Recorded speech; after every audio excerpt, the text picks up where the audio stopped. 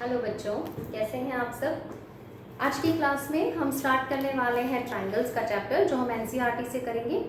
और आज मैं पढ़ाने वाली हूँ बेसिक थ्योरी ट्रायंगल के बारे में, उसकी थ्योरम्स एंड जो भी क्राइटेरियाज हैं वो हम सब आज डिस्कस कर लेंगे ताकि नेक्स्ट क्लास में हम उसके क्वेश्चंस कर सकें। तो आई होप कि ये बहुत इंपॉर्टेंट क्लास मानते हुए आप लोग इसे पूरा देखेंगे और घर पे इसे रिवाइज भी करेंगे। ठीक है, तो चलिए let us start with triangles. देखिए ट्रायंगल क्या होता है, हमें पता है दिस इज ट्रायंगल, है ना। इसका नाम दे देते हैं ABC। एक ट्रायंगल में बेसिकली 6 एलिमेंट्स बोले जाते हैं। वैसे ये 3 वर्टाइसेस हैं, वर्टेक्स A, वर्टेक्स B और वर्टेक्स C। और अगर 6 एलिमेंट्स की बात करें तो 3 साइड्स होती हैं और 3 एंगल्स होते हैं। 3 साइड्स कौन सी होती हैं? द साइड्स आर AB, जिन्हें हम 2 लेटर से डिनोट करते हैं, AB, BC और थर्ड साइड इज AC, है ना। और 3 एंगल्स होते हैं जिन्हें हम 3 लेटर से डिनोट करते हैं। अगर मुझे एंगल A को बताना है तो BAC लिख सकती हूँ या CAB भी लिख सकती हूँ। जिस एंगल को हमें मेंशन करना है वो लेटर सेंटर में आता है। दूसरा एंगल B को बोले तो ABC, और थर्ड एंगल जो एंगल C है उसे ACB या BCA, जो आप लिख चाहें। ठीक है, ये होता है ना।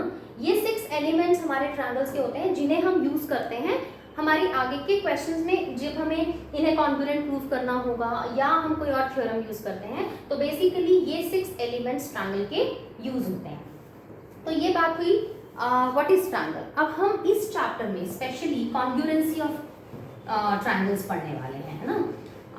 आपने डेफिनेटली बुक को खोल रखा है, अपनी बुक्स अपने सामने रखिए, पेन पेपर सामने रखिए। आज वैसे लिखने का ज्यादा रोल नहीं है, आज सुनने का रोल है, तो ध्यान से सुनिए और बुक सामने रखिए। ठीक है, तो अब बात आती है कॉन्ग्रुएंसी की।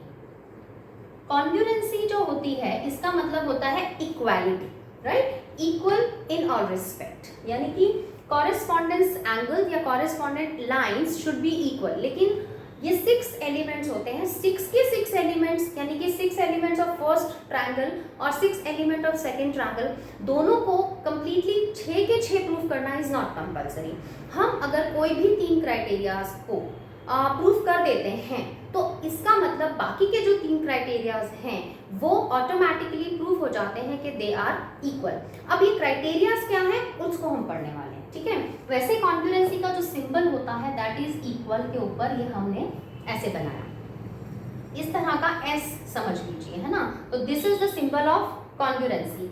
अब कॉन्ग्रुएंसी में हमने पढ़ लिया कि वो क्या होता है। 2 ट्रायंगल, देखिए मैंने जो समझाया उसको हम मैथमेटिकल लैंग्वेज में कैसे बोलेंगे। 2 triangles are congruent if the sides and angle of one triangle are equal to the corresponding sides and angles of the other angle, but not all the 6 elements, right? Not all the sides, not all the angles. हमें कोई भी 3 को proof करना है। तो अगर मैं एक ट्रायंगल लेती हूँ, सपोज ट्रायंगल PQR, राइट, ये मैंने लिया ट्रायंगल PQR, और एक ट्रायंगल ले लेते हैं ABC, ये लिया ट्रायंगल ABC। देखिए क्या होता है, कॉन्ग्रुएंसी क्या होती है कि हम ये कहें कि जो है एक फिगर को अगर मैं दूसरी फिगर के ऊपर रख दूं तो वो फिगर उसको पूरा का पूरा क्या कर ले, उसको पूरा कवर कर दे। जैसे हम अपने एक पाम पे दूसरा पाम रख देते हैं, ठीक है, उस पाम तो जो ऊपर वाला पाम है वो नीचे वाले पाम को पूरा कवर कर लेता है, दैट इज एक्चुअली कॉन्ग्रुएंसी, है ना। अगर मैं इस ट्रायंगल को इसके ऊपर रख दूं और वो इक्वली उसे कवर कर लेता है, मींस वो कॉन्ग्रुएंट ट्रायंगल्स हैं। अब PQR और ABC अगर कॉन्ग्रुएंट हैं तो क्या होगा, पहले नाम लिखते हैं triangle PQR and triangle ABC। ये कब कॉन्ग्रुएंट होंगे, जब जो साइड PQ है it will be equal to AB, PQ will be equal to AB। ये मैंने एरो बनाया है शो करने के लिए इक्वालिटी को। Then QR equals to BC, QR equal to BC होना चाहिए, और third side PR will be equal to AC, right. Similarly angle की बात करें, angle P will be equal to angle A, angle Q will be equal to angle B, and angle R will be equal to angle C, है ना। ये conditions के case में ही triangle PQR will be equal to ABC। अगर मैंने इसको PQR को PRQ लिखा और इसे ABC लिखा तो ये कंडीशंस कहीं ना कहीं फुलफिल नहीं होगी, ठीक है। तो यही मैं कहना चाह रही थी कि एरो हम इस तरह से बनाएं, इक्वालिटी को शो कर रहे हैं। तो angle PQR will be congruent to ABC only when PQ will be equal to AB, PQ will be equal to corresponding part AB, PR will be equal to AC the corresponding part, QR will be equal to BC। अगर हम यहाँ figure wise देखें तो angle P should be equal to angle A, angle Q will be equal to angle B और angle R will be angle C। Corresponding figure का क्या मतलब हुआ वो एक्सप्लेन करने की मैंने कोशिश की। तो आई होप आपको समझ में आया कि what do you mean by corresponding part of other triangles. तो इफ कॉन्ग्रुएंट ट्रायंगल्स हम कहें, अगर ये दोनों ट्रायंगल्स हमने कहा कॉन्ग्रुएंट हैं तो corresponding parts are equal, right. तो कॉरेस्पॉन्डिंग पार्ट्स, अब मैंने सपोज इसमें से कोई 3 ही आपको बताए कि इक्वल हैं और वो प्रूफ हो गए कि वो इक्वल हैं, तो इसका मतलब जो बाकी के 3 पार्ट्स हैं वो ऑटोमेटिकली इक्वल प्रूफ होते हैं, जिसको कहते हैं बाय CPCT, बाय CPCT।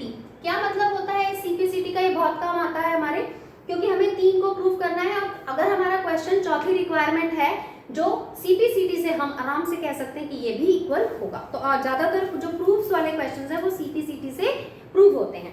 तो इसका क्या मतलब होता है?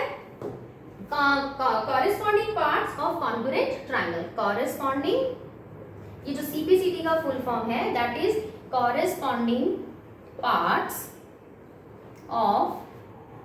पार्ट्स इसका ऑफ C से कॉन्ग्रुएंट और T फॉर ट्रायंगल, ठीक है।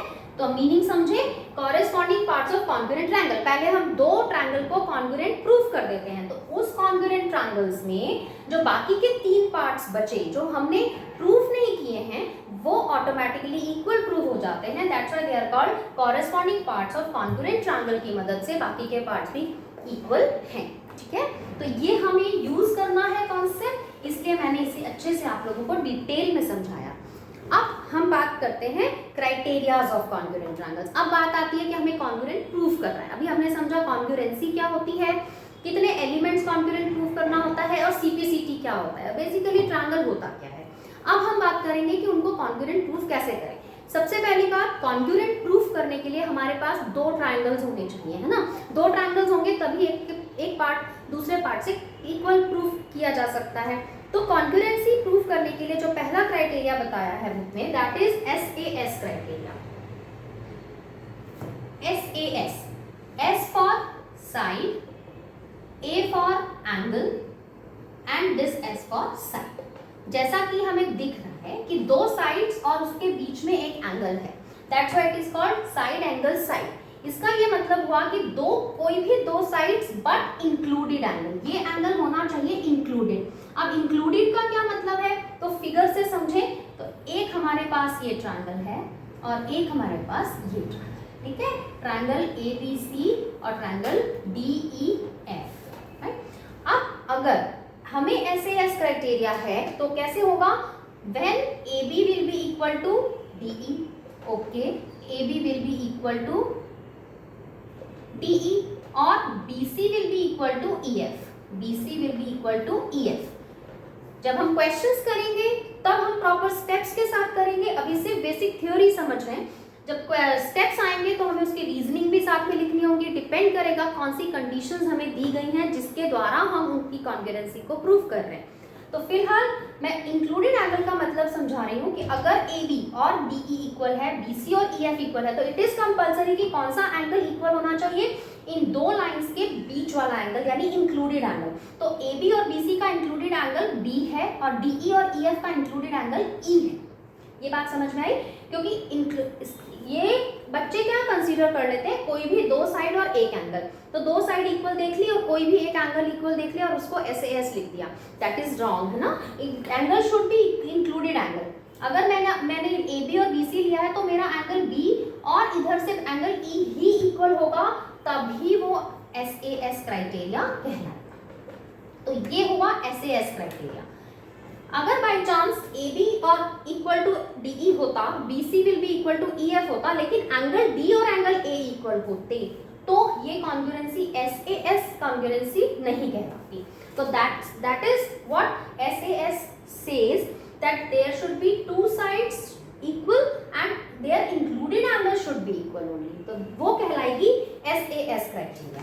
ठीक है, इनके बेसिस पे क्वेश्चंस हम नेक्स्ट वीडियो में करने वाले हैं, तो आज क्राइटेरिया को ध्यान से समझिए।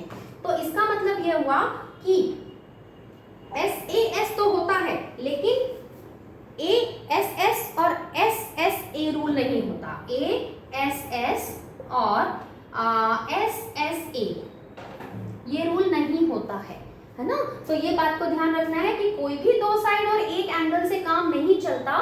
दो साइड और एक एंगल हो तो साइड का जो एंगल है that should be the included angle only, क्योंकि आगे जब मैं पढ़ाऊंगी तो AAS होता है, दो एंगल और एक साइड हो सकती है और वो ना इंक्लूडेड नहीं भी हो तो चलता है। तो ये बहुत ही इंपॉर्टेंट पॉइंट है जो आपको याद रखना है कि there is no ASS criteria और no SSA criteria in your class. आपको ये चीज बहुत इंपॉर्टेंटली ध्यान रखनी है, क्योंकि अगर हम सॉल्व करते हैं और हम अगर क्राइटेरिया गलत यूज करते हैं और कॉन्करेंसी बता भी देते हैं तो वो गलत मानी जाती है। ठीक है, चलिए तो फर्स्ट क्राइटेरिया हमने पढ़ लिया ये वाला। अब बात आती है ASA की। ASA साफ समझ में आ रहा है, this is angle side angle. Angle side angle same concept है कि side should be included side, दो एंगल्स और उनकी included side should be equal, तभी वो ASA क्राइटेरिया कहलाता है। जैसे हम वापस से देखते हैं with help of diagram ABCDEF। Suppose angle A is equals to angle D है, सपोज गिवन है या कोई कंडीशन दी हुई है, और angle B equals to angle E है। तो आप बताइए कौन सी तीसरी कंडीशन होगी। ये हो गया एक एंगल, ये हो गया एक एंगल, दो एंगल तो हमने सपोज कर दिए कॉन्ग्रुएंट। तो अब एक साइड को प्रूव करना है, तो that side should B which side, वो होनी चाहिए। अगर ये एंगल लिया है और ये एंगल लिया है ना, ये दो एंगल, ये तो इंक्लूडेड साइड ये हुई जो दोनों एंगल्स को टच कर रही है, तो AB, और इधर एंगल E और हमने एंगल D यूज किया है, तो D और E के बीच में कौन सी साइड है, DE, जो इन दोनों एंगल्स को टच कर रही है, तो यानी कि D। तो थर्ड कंडीशन हमारी यही होना जरूरी है कि AB should be equals to DE, ये होना चाहिए। ठीक है, तो इसे कहते हैं angle side angle in which two angles and their included side should be equal, that criteria will be ASA criteria. चलिए, एक चीज को हमने जब डिटेल में समझ लिया और सेम कॉन्सेप्ट जब यूज होता है ना तो फटाफट समझ में आ जाता है, तो फर्स्ट टाइम हमें डिटेल में करने की बहुत जरूरत होती है। द थर्ड क्राइटेरिया जो हमें हमारी बुक में दिया है, क्राइटेरिया से पहले एक प्रॉपर्टी आ गई है आइसोसेलेस ट्रायंगल की प्रॉपर्टी। तो लेट अस सी एक आइसोसेलेस ट्रायंगल प्रॉपर्टी क्या कहती है। आइसोसेलेस ट्रायंगल सबसे पहले देखिए क्या होता है, ये एक ट्रायंगल है ABC। ये कब आइसोसेलेस होगा, जब इस कोई भी दो साइड्स इक्वल होंगी। मैंने अभी फिलहाल AB और AC को इक्वल मेंशन किया, यानी कि दो साइड इक्वल हैं तो ये एक आइसोसेलेस ट्रायंगल है। प्रॉपर्टी क्या कहती है, इसकी जो प्रॉपर्टी है वो कहती है कि जो दो साइड्स इक्वल होती हैं उनके ऑपोजिट जो दोनों एंगल्स हैं वो भी इक्वल होते हैं। देखिए AB के ऑपोजिट माने सामने वाला, तो AB के अपोजिट एंगल C, AC के अपोजिट एंगल D। तो यानी कि इस पर्टिकुलर ट्रायंगल की मैं बात करूं तो इधर हमारे पास गिवन क्या होगा, AB इक्वल्स टू AC, ये मुझे गिवन है, यानी मैंने पहचान लिया कि ये एक आइसोसेलेस ट्रायंगल है। तो जब हम अपने क्वेश्चंस करेंगे, प्रूफ्स करेंगे या कैलकुलेशन पार्ट में के क्वेश्चंस करेंगे, तो हम इस प्रॉपर्टी को यूज करते हुए कह सकते हैं कि angle opposite to equal sides are always equal. तो इन दैट केस सो हम कहेंगे कि angle B is equals to angle C। इसी का कन्वर्स थ्योरम कह दें, कन्वर्स हर थ्योरम का कन्वर्स होता है ना, हम उसे उल्टे से भी यूज कर सकते हैं। तो इस बार अगर हमें ये गिवन है कि एंगल B और एंगल C इक्वल है, इस बार हमें ये गिवन नहीं है कि एंगल A और एंगल B इक्वल है, इस बार गिवन है एंगल B और एंगल C इक्वल है। तो हम कहेंगे इफ एंगल A और एंगल B और एंगल C इक्वल है तो sides opposite to equal angles are always equal. तो उसकी वजह से क्या हो जाएगा, AB will be equal to AC। B के ऑपोजिट AC है और C के ऑपोजिट AB है ना।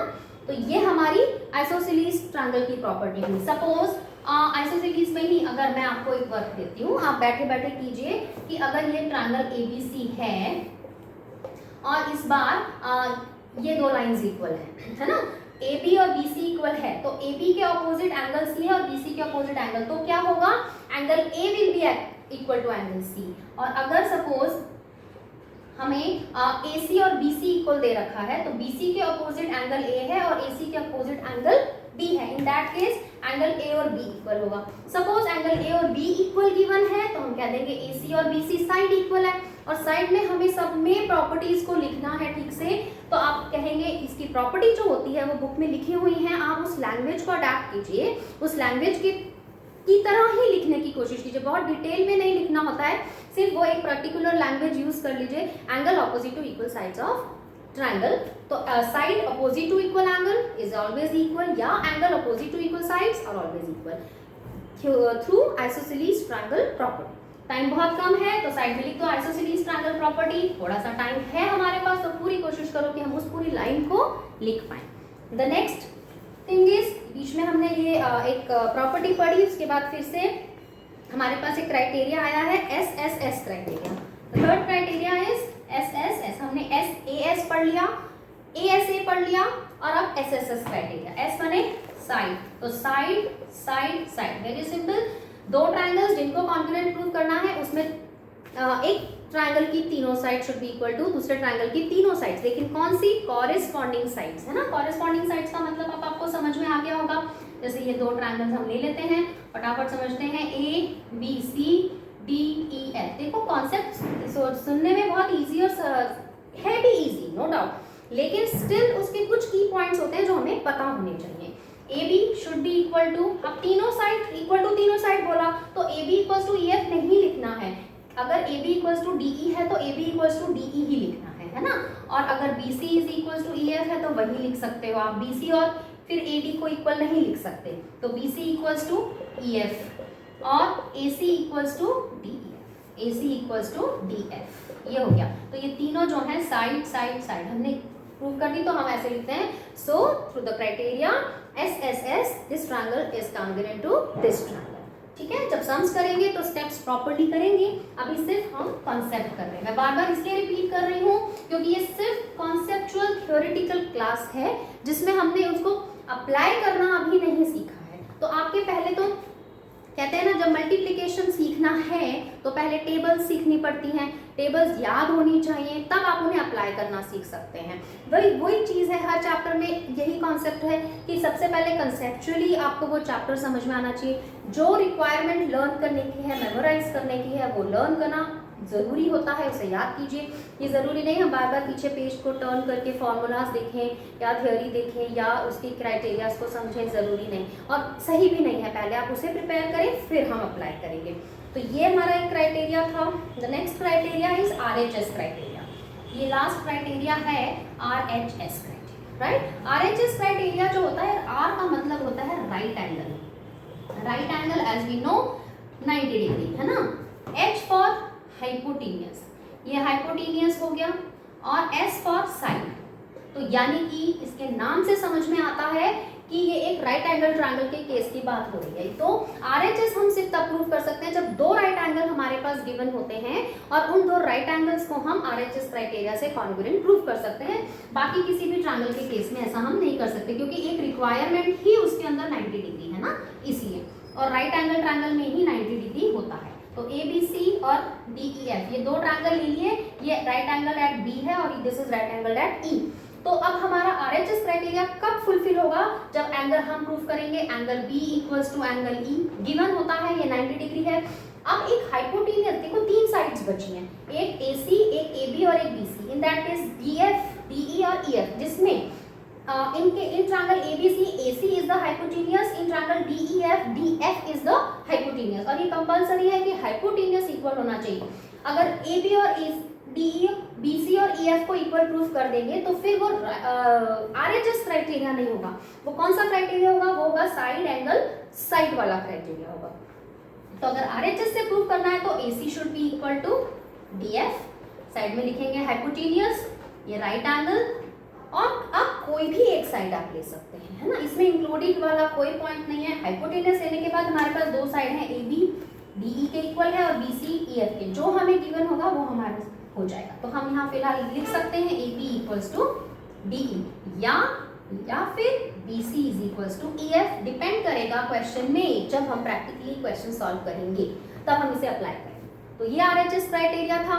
RHS को देखते ही राइट एंगल ट्रायंगल याद आना चाहिए और ध्यान रहना चाहिए एक राइट एंगल लेना है, एक हाइपोटेनियस और बाकी की दो साइड में से एनी वन साइड। ठीक है बच्चों, तो ये हमारे क्राइटेरियाज खत्म हुए।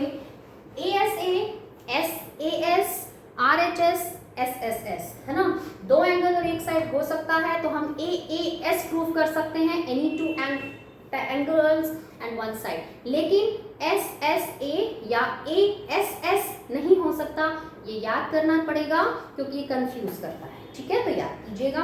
अब आती है बात एक नए कॉन्सेप्ट की, जिस थ्योरम नंबर 7.6 है एनसीईआरटी में, जो कहता है कि if two sides of a triangle are unequal, अगर दो साइड ट्रायंगल की अनइक्वल हैं तो angle opposite to the longer side is always greater. The angle opposite to longer side is always greater.